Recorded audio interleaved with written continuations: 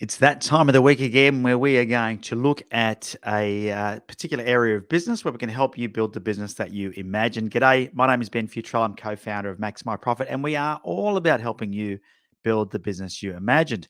Now, if you imagined having a business that was maybe easier, didn't require you to be there so much, maybe you could work a little less, make a little bit more money, and then have the time to spend that money on doing the things that you love in life, then this video is definitely for you. I'm going to take you through something that sounds a little cliche because I know, you've probably heard it before and you may even roll your eyes when you hear it. And that is if you want to build a solid business, you've got to start with a solid foundation. And, you're probably, sick of hearing people say, if you put up some concrete walls or brick walls on sand, it's going to fall over. You want a good sturdy base. Now, the reality, though, is as much as that is cliche and it's probably overused, it is true. When it comes to building a business, we want to make sure we get the foundations right. And so today I want to talk you through the 5 areas or the 5 key areas of foundation. There's many areas within these 5 areas. In fact, we've got 25 in our foundation checklist. That if you want to copy that, by the way, during this live at any time, just put a comment down in the comments and we'll make sure we get a copy of the checklist to you. Um, the foundation checklist is something that we use with all of our clients, and it's one of the areas that we find that once we get these things right in a business, the business can really build, and it doesn't rely on the business owner having to be there all the time. So we'll talk a little bit about that today and how you can focus on these 5 areas to get the best results for you. The first thing is making sure that your business is structured for growth. Now that's a bit of a tricky one because what does that actually mean? Well, if you think about most businesses, what happens is people go into business for a myriad of reasons, but really we can tie them back to a few different things, a few key things. One of them is that they're passionate about what they do, or maybe they're good at what they do. So they start a business in that field. Maybe they've got a really good product, and they've been able to source something amazing. But once again, they're very knowledgeable about, so they have a lot of knowledge about that particular product or even a service, right? So as I said before, maybe they've been working in a particular industry and they're very efficient at delivering that particular service. And so we see a lot of people get into business because they're either passionate about what they do, have a good product, or they've really got good technically at what it is they do. The challenge with that is that when you first start your business, you go out and you get customers because that's the first thing you need to do. You get customers so you can get some income coming in, and that way you can survive. And that's really, if you look at Maslow's hierarchy of needs, we want to make sure we've got shelter, and we've got food, and we've got all these. We've got to make sure we've got all these things in place for survival. And so that's what you do. You go out, you get some customers, and because you are really good or passionate or very knowledgeable about what it is that you've just started, you end up doing a lot of the work, which is nothing wrong with that. It's just that's the normal thing that happens. So you end up doing a lot of the work. The problem with that is as the business grows, you get busier, and as you get busier, you stop doing the marketing work, the client development, like the lead generation, the sales process, etc. work.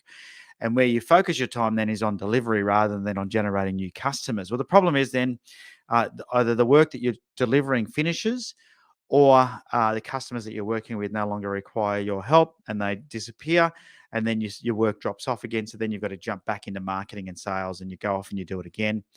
And you get really busy again. And then this becomes a vicious cycle where you've got to do marketing to get busy. You get busy, so you stop marketing. Your sales drop off, so you go back into marketing, and the story goes on. When we talk about structuring a business for growth, it's about identifying the 4 key areas of your business and making sure that each of those key areas can run independently of each other. And that means that you've either got to, at some point, hire somebody to do your lead generation, your marketing, and your sales, or you got to hire somebody to do the delivery, so the two can continue to work and coexist rather than one having to take over from the other. And so that's one very big part of it is. So when we talk about structuring your business for growth, identifying the key roles and responsibilities, making sure that each role has clear, defined goals, and what we call a job scorecard, to make sure that everyone knows exactly what it is they're responsible for. And even if you're doing all those jobs now, at some point it's easy then for you to delegate that work to somebody else. The second area of foundation that I think is a big challenge for so many business owners is financials. And, if you think about why, statistically, they say 8 out of 10 small businesses fail in the first 5 years. I'm going to say that sometimes it can be much later than 5 years, or maybe some people don't realize they're failing, but it is failing because they're not profitable and they're having to work really hard. So failure doesn't necessarily mean you're going out of business. It just means you failed to achieve your goals of building whatever it was you imagined to build in the beginning. And most of the reasons for that is because of money or the lack thereof, right? So if you think about why a business might, be unable to grow or support you in the way that you want it to, it is usually to do with money, not so much with other things. But if you don't have the money to hire people and hire the right people, then you're going to end up doing all the work. That drags you back into the business. So understanding your financials is really important. And there's a lot of different aspects to understanding your financials. You don't need to be an accountant, but what you do need to do is you do need to understand where your sales come from, where your money is going as far as expenses, and how to make sure you're making profit. Because reality is that a business is a mechanism for you to make money, not earn money. And right now, if you're having to trade all your time for money, then you've just got a job. Okay, it's not a business, it's a job. And it's probably one of the hardest jobs on the planet. There's no holidays, there's extra hours, there's extra responsibilities, right? So if you want a business, you've got to truly understand the financial aspect and be able to drive more profitability in your business. So, as a business owner, you can start to take some dividends out of your profits. So understanding your financials is really key. Things like cash flow forecasting, budgeting, knowing your break even point, understanding how to calculate things like gross profit margins and be able to focus on selling more higher margin service and goods in your business. All of those things are really important if you want to be successful in your business.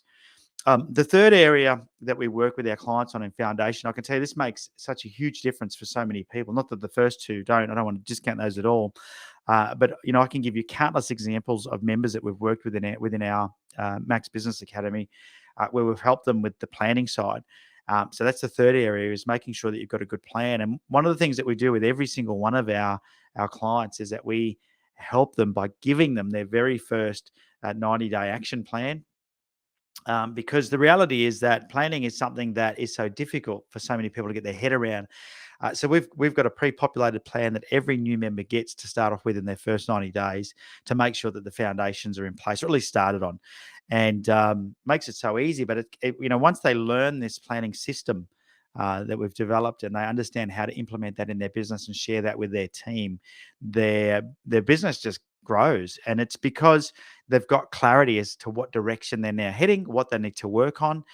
The reality of business is that it can be overwhelming. If I said to you, sit down and write a to-do list of everything that you need to get done, you would probably need a good stiff drink at the end of writing that list out, because it would be very comprehensive. It would be a long list. And even at the end of that long list, it would probably have, the last item would be, work out what else I need to add to my list, because there's probably more things that you forgot. And that's just the reality of running a business these well, anytime, not just these days, but that's just the reality of running a business, right? So, it can be very, very overwhelming. And so what you need to do is you need to put together a plan so you can start to work out, what you're going to do, when you're going to do it, how you're going to do it, and what resources you require, and, what resources you have and what resources you need to get that done, right? So by having a plan, it gives you a really, thought through approach to being able to complete some of these tasks in your business, and gives you a much higher likelihood of succeeding in that particular period of time. And you might plan for 5 or 10 years pretty loosely, but then you might have a much tighter plan for the next 12 months, and then of course for the next 90 days you want a really tight plan that says, here are the things that operationally we're going to do. And here's why we're doing them, and what they lead to, or what the bigger picture is. So having a plan is really important. So one of the biggest things that I found is, if you talk to any of our members, is that the planning that we teach them and that we hold them accountable to through the Max Business Academy gets them really excited about getting up each day and working on their business. So planning is so important. It guides you, and it will guide your team. That leads me to the fourth thing, is then making sure that you're investing your time in the right areas. So if you think about one of the key fundamentals or foundations of any business, if you look at a successful business, you'll see that the business owner typically is not doing a lot of the lower, probably not lower, I don't want to say lower importance, but lower skilled work would probably be a good place to start. And less leveraged work, right? So, it's not a good idea for you as a business owner to do things that you can easily hire other people to do. So, for example, things like your bookkeeping. Now, you could definitely do your bookkeeping, and if you're like me, I'm not very good at it, so it takes me a lot longer than it would take a bookkeeper to do. But I could definitely do it, and that would save me maybe a few dollars here and there because I wouldn't have to pay a bookkeeper. But what I've got to ask myself is, what is that actually costing me? Because now I don't have that time available to work on other areas of my business because I'm working in it doing something that I could pay somebody else to do. Now, bookkeeping is just one thing. It could be the delivery of your product or service. Maybe, are you getting in the car and actually doing the delivery of a product when you could be hiring a delivery driver to do that for you, for example, right? So you want to make sure you invest your time in the areas that are going to give you the biggest return on investment of your time. A lot of people value their money more than their time, but let me tell you that you can make more money. You can always make more money, but if you spend your time on the wrong things, that time is gone. It's wasted. You'll never get that time back. So you want to make sure that you're investing your time in the right area. So a big part of getting the foundations right in your business is making sure that you understand where you're most valuable. What is your sweet spot? What lane should you be sticking to? And that's where you need to invest your time. And that leads me to the fifth area of foundation that we teach all of our clients, and that is to make sure that you are constantly reviewing your numbers and you're testing all of these things. You're measuring, the key areas of your business, and then you're making adjustments as required. And so you need a system to be able to do that, and that comes down to how well you've set your KPIs or your key performance indicators. Which is different for every business. Some are going to be the same, like sales and number of leads and conversion rate, etc., profit margins. But every business also has some unique key performance indicators that are keys to be able to tell you quickly whether or not things are working effectively or if something needs to be changed. So, you need to have good reporting in place where you can look at those on a recurring basis, and that allows you then to make better business decisions because you're looking at the data and you're understanding what's going on. Of course, there's many, many tools these days that can make your life super easy when it comes to, testing, measuring, and making sure you're keeping track of your key performance indicators, whether it's accounting software, it's CRMs or marketing software. There's a lot of different ways that you can do this measurements and make sure that you are investing your time in the best possible way. In your business, and you're also not selling things that aren't profitable, and that your sales team are working productively, and that your lead acquisition cost is where it needs to be, all of those things. And plus much, much more. So there you go. So there's the 5 sort of key areas of getting the foundations right. I know it can seem a little bit overwhelming, but let me tell you that a majority of our clients that join our program are that's where they focus in the beginning. And sometimes it can take 12 to 18 months just to really get solid foundations in a business. I think there's a lot of people out there promising quick fixes. There's no magic wand, unfortunately. I wish there was.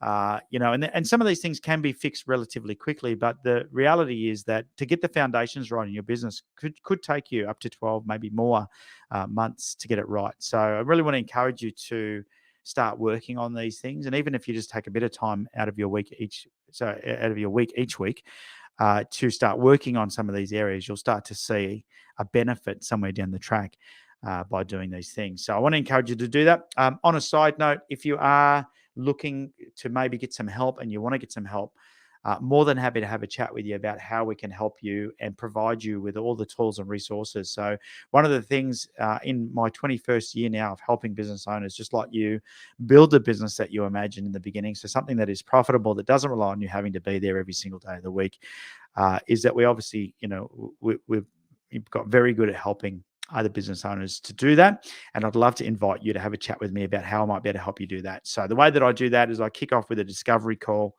And that really is just an opportunity for us to have a quick chat and see if I can help you. If I can, then I'll book you in for a much more in-depth session where we have a bit of a chat about your business and what your goals are and what the gaps are and whether or not we can help you close those. And then we can look at whether or not the Business Academy is a good fit for you, the Max Business Academy. If we get to that through that 15-minute call and it's not for you and it's not for everyone, I get that. So during that call, if at any stage you don't feel it's for you, then that's okay. You can just let us know, and if I don't think it's a good fit for you, I'll politely let you know that as well. So the way to book in for that, we'll leave a link down in the comments of where you can get a time in my diary. Just pick a time that works for you. Like I said, it's absolutely no obligation to do anything beyond that call. It is just to discover whether or not what we do and whether or not our Max Business Academy is a good fit for you. But if you haven't got the foundations right in your business, at the very least, that is a good place to start, is to book in for that discovery call. And I'll make sure I leave you with something of value from that discovery call that will allow you to start to implement something. But if, like I said, if I think you're a possible good fit, then we'll book you in for the next step. Excuse me. All right. Well, hopefully you've enjoyed that today.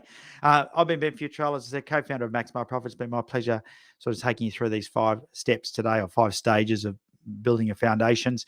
And hopefully you found it helpful. If you have, make sure you leave a comment down below, and I'll see you next time when we do one of these vids. Take care.